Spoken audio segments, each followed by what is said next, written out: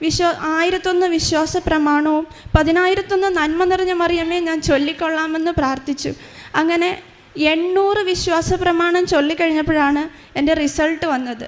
അപ്പോൾ ആദ്യം വീണ്ടും വിശ്വാസ പ്രമാണം ഞാൻ ഫോൺ എടുത്ത് വെച്ച് വിശ്വാസ പ്രമാണം ചൊല്ലി നന്മ നിറഞ്ഞ മറിയമേ ചൊല്ലി 3 പ്രാവശ്യം കുരിശ് വരച്ചു.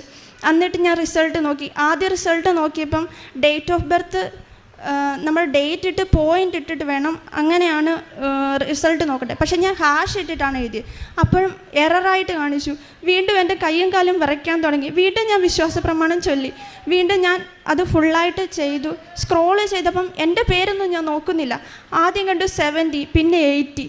രണ്ടും പാസ്സായെന്ന് കണ്ട് അവിടെ നിന്ന് തന്നെ മുട്ടുകുത്തി നിന്ന് ഞാൻ പ്രാർത്ഥിച്ചു.